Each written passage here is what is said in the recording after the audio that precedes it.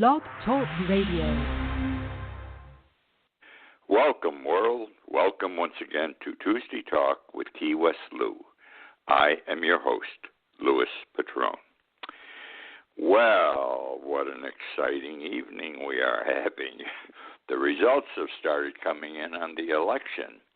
I got to tell you something. It's a bit nerve-wracking.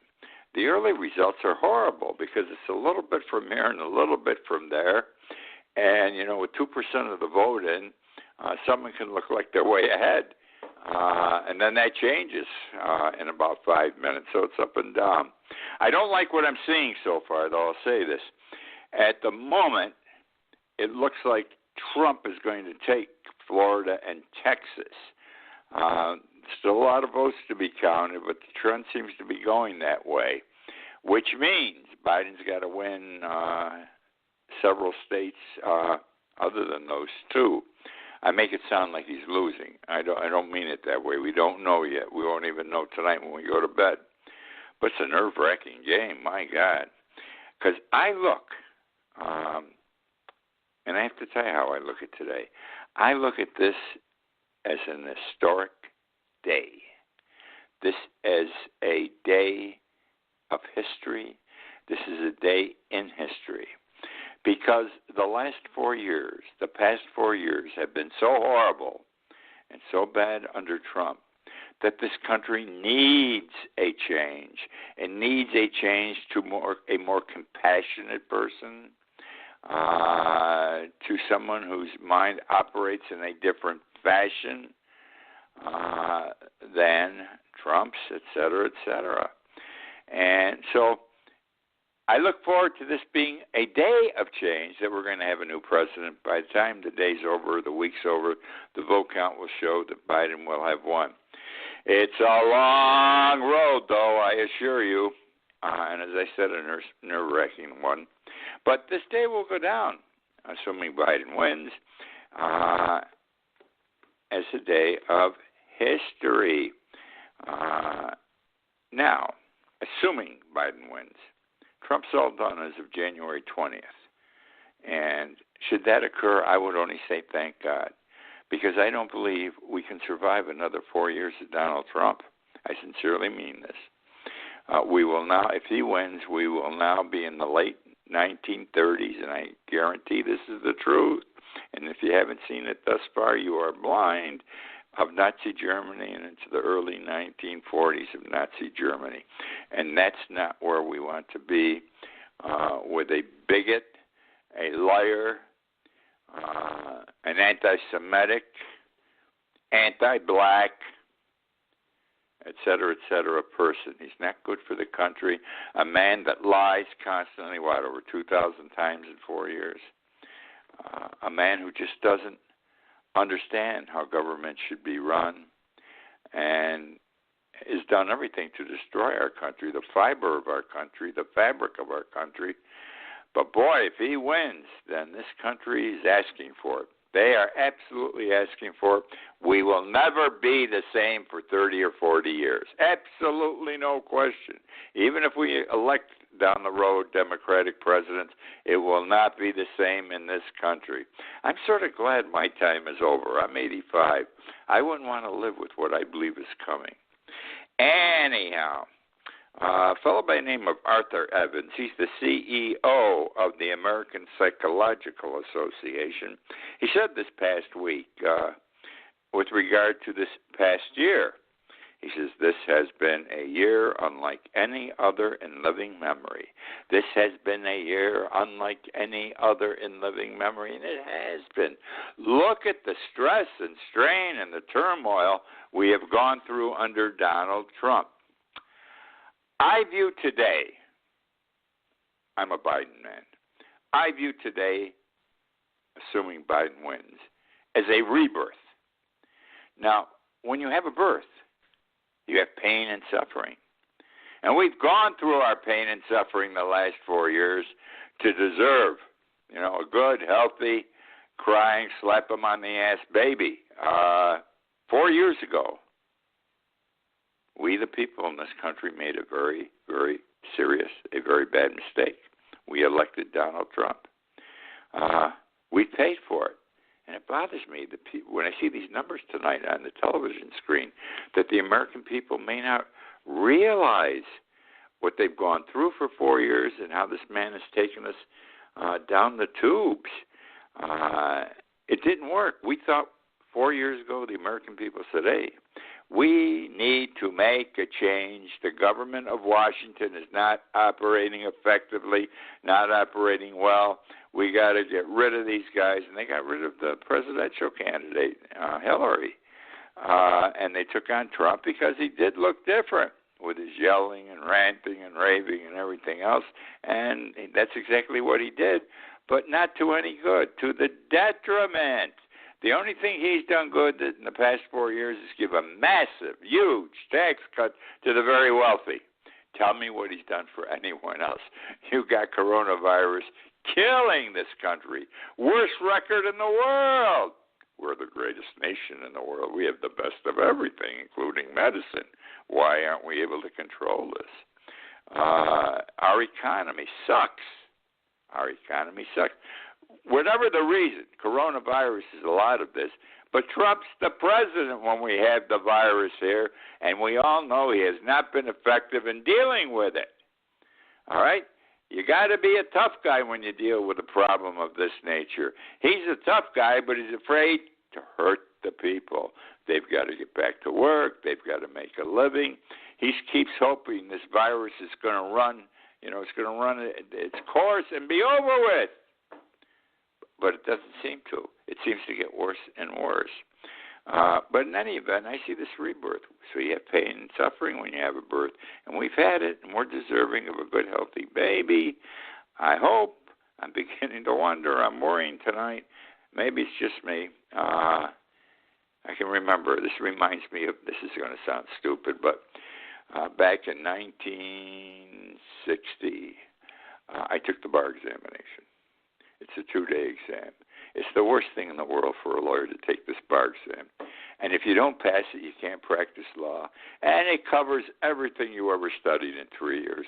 It's a horrible exam. You will never run into a problem in the practice of law as complex as what the questions on that exam. And I can remember, I was ready for it. I was absolutely ready for the exam. Went down, took the first day of the exam, no problem. Sat down that night to look over my notes for the next day, and I panicked. Holy shit, excuse the way I put it.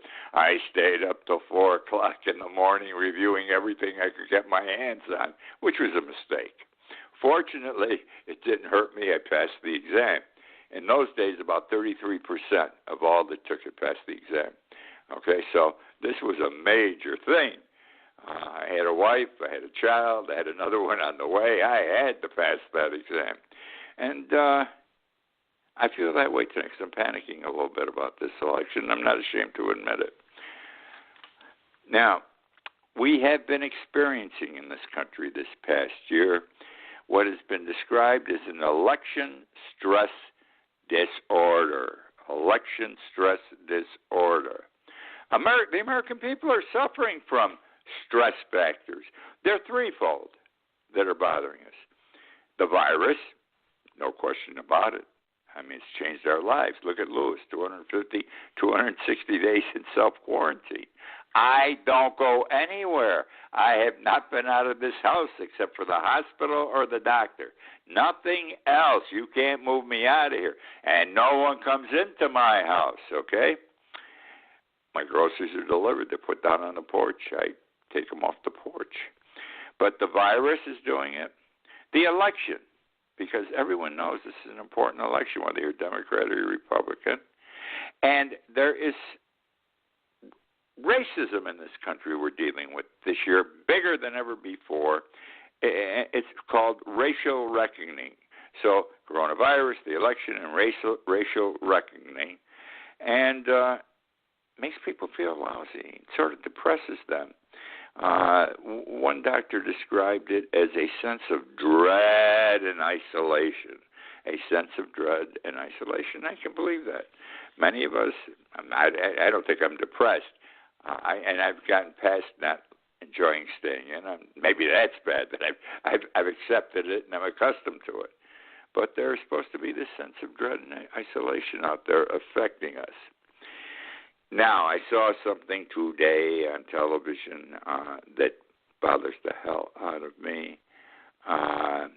You recall, I'm going to go back to June of this year, trouble in Washington. Black Lives Matter, they painted yellow in the streets. You had all kinds of black groups, white groups, purple, green. You had military forces, non-military forces, guns, no guns, tanks. Horrible.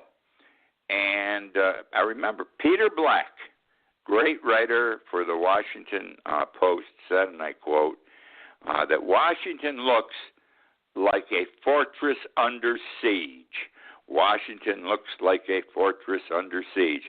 And this, he wrote, the day after Trump had erected around the White House that big fence. It was a big black pipe fence going up. It was high enough that people couldn't scale it. And I don't know about you, but I said, what are we coming to? Why do we need the fence? Why do we need the fence? I don't see the people storming the White House yet. Could be. May still happen someday. So now we have this election that's very big time contested, and Trump has put up the black poled metal fence again, the non-scalable one. But what I saw on television tonight was he's got the fence, and then on the other side of it, between the black fence and the White House, he's erected a white concrete wall, a white concrete wall taller than the black fence.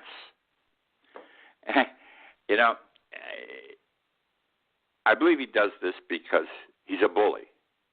And bullies are cowards. We've all met bullies in our lifetime. They're cowards. They are afraid. He's afraid.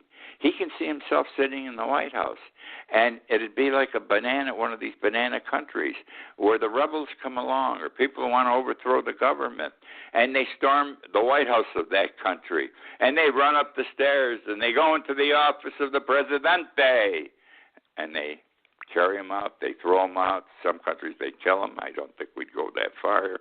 It could happen. I've been saying this could happen for the last couple of years. We could have a revolution in this country. I never thought it would occur, but it could happen. And I think that's why he put up, I'm laughing, it's stupid, a black concrete wall. It's a shame and a disgrace. And it doesn't speak well for us as a people, and it doesn't speak well for Donald as president. Anyhow, so we got the new wall up.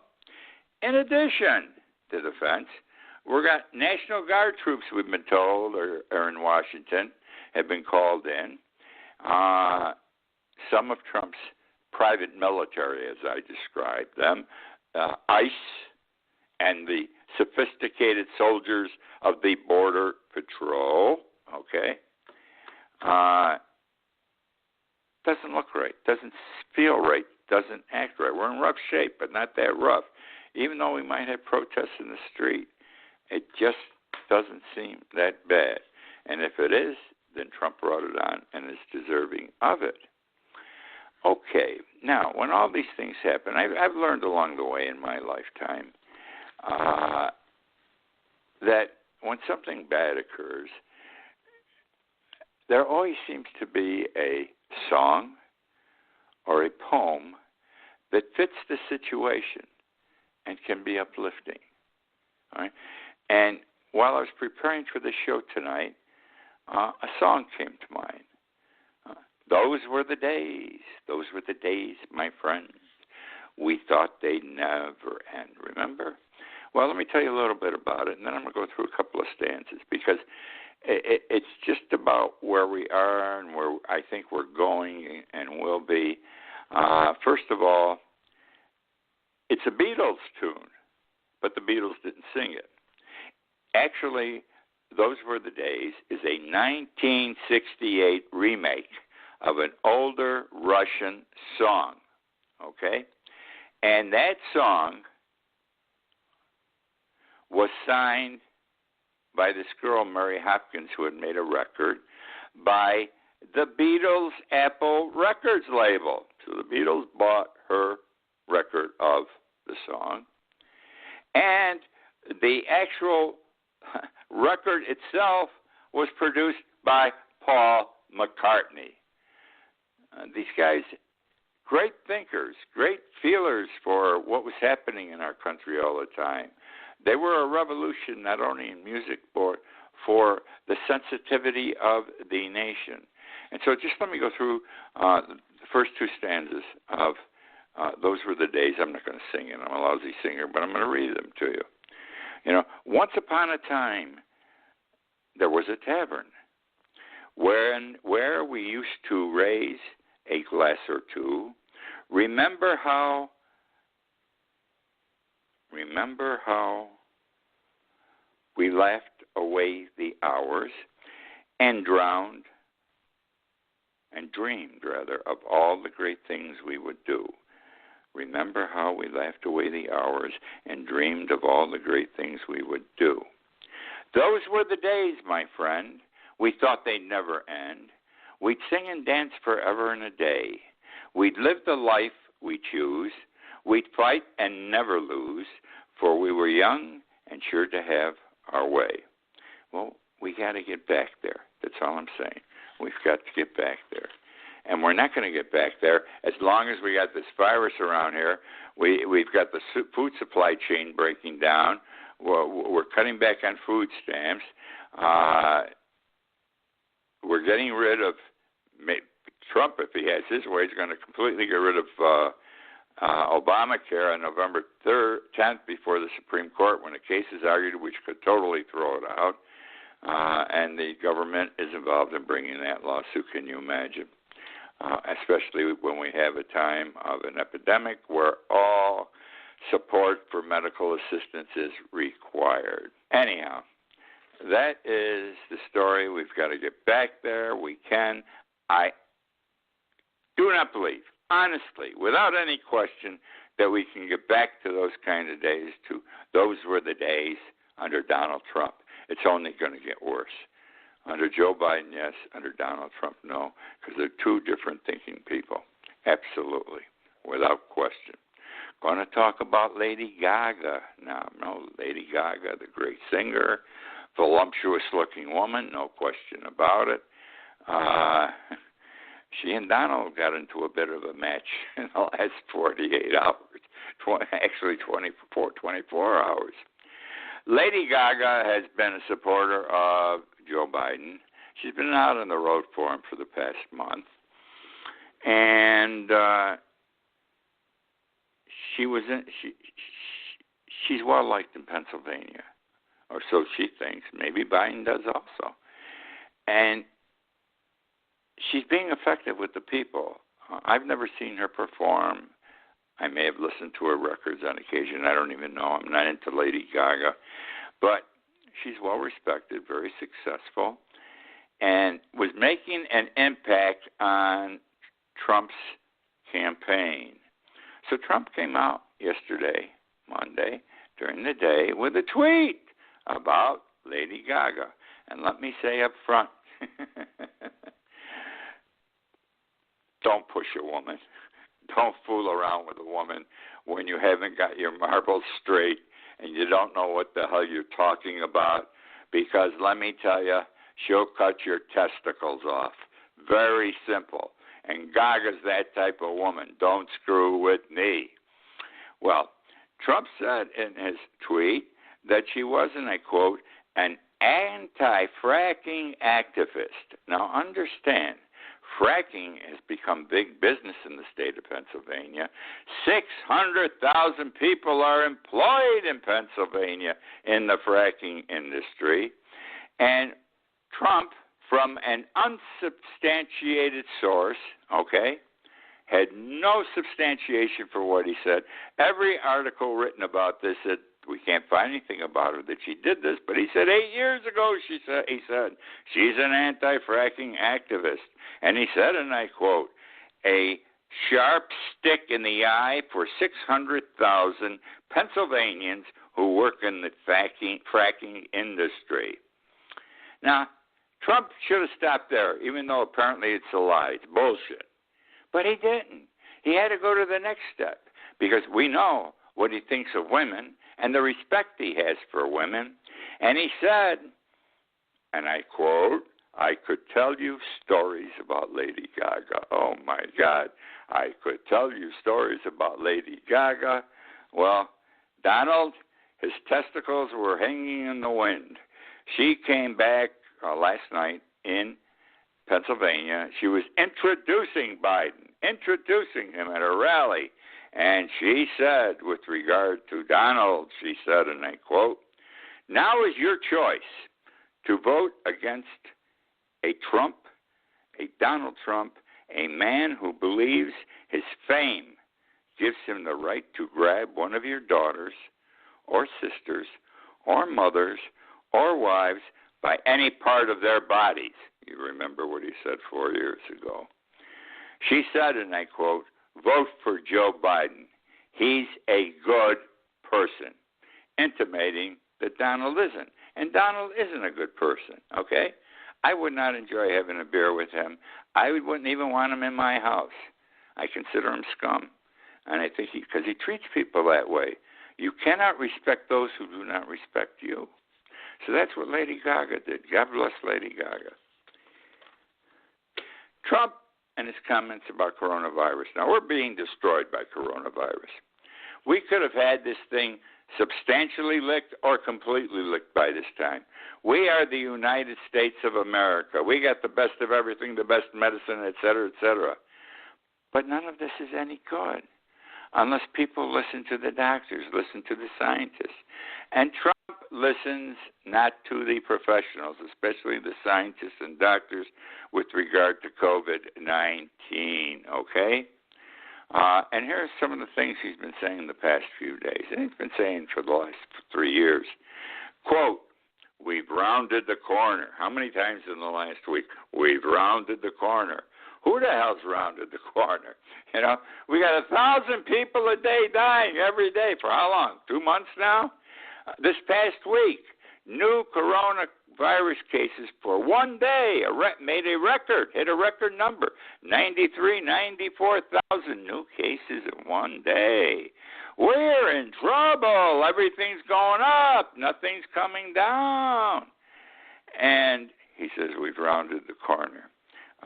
And yesterday he said COVID-19 deaths have dwindled to, I'm going to repeat this, COVID-19 deaths have dwindled to, quote, almost nothing. With the whole country's going up. There's only 3 or 4 states that haven't gone up. Florida, we've been in such dire straits for 3 or 4 months. Okay? It's not down to almost nothing, but yet he tells the people. And the people who are voting for him today or have voted for him today believe him. He lies and they believe him about something so serious as this virus, which can kill all of us in this country, and that is no exaggeration.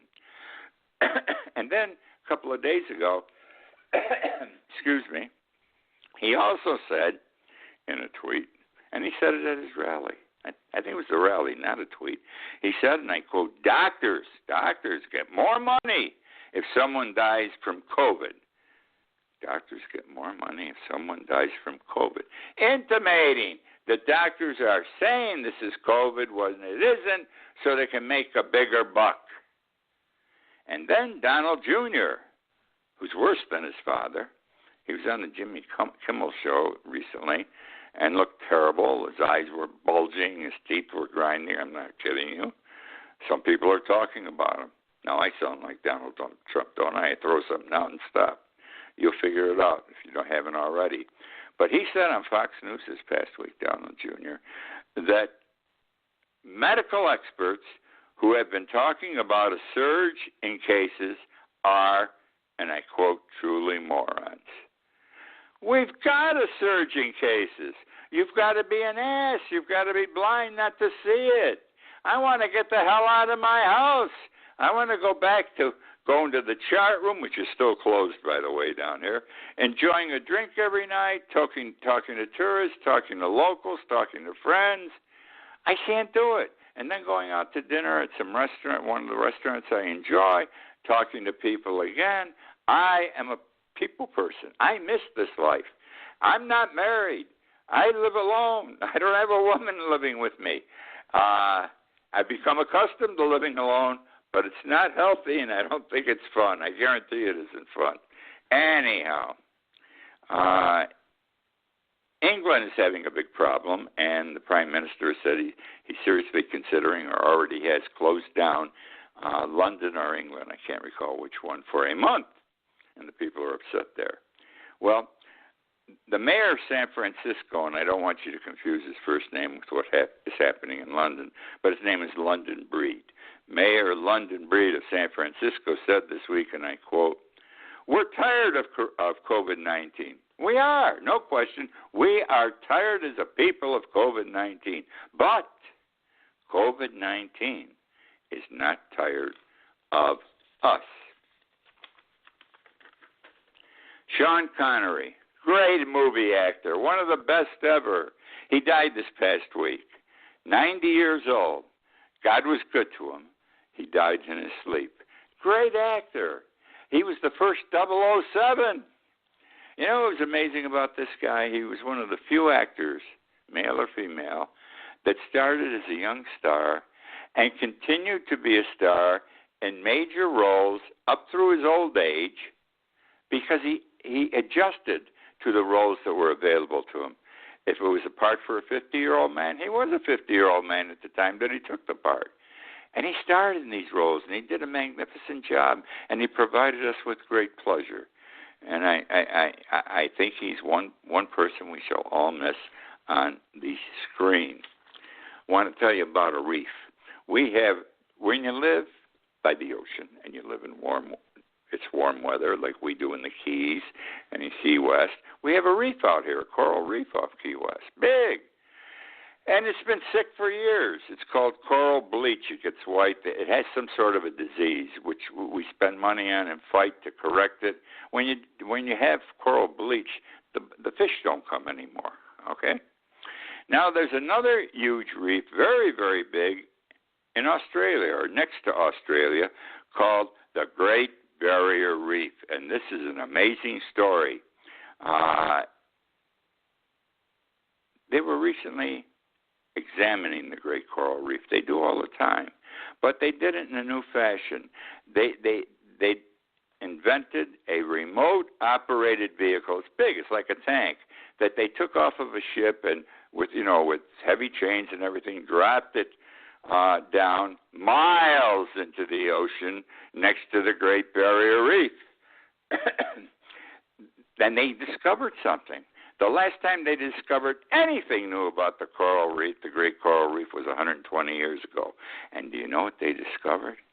They discovered that the Great Coral Reef had a reef attached to it, was part of the Great Coral Reef, that was taller than the Empire State Building. All of it underwater, never seen by man before. Beautiful fish, colorful fish all around it, healthy. No coral bleach. Isn't that wild? Absolutely wild. Well, that's my show for tonight. Hope I didn't disturb you with my anti-Trump statements. I make them a lot, and I've made them a lot in the past, and this is a big evening. I hope Biden gets elected. If he didn't, I'm going to say it again. We're in deep trouble in this country. What can I tell you? That's the way it is. I hope you enjoyed the show tonight. I look forward to doing it with you every week.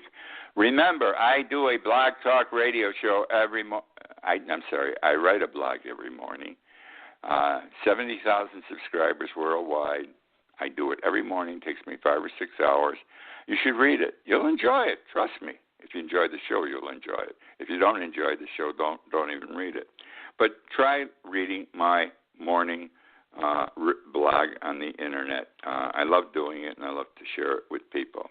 Okay, that's it, folks. See you again next week.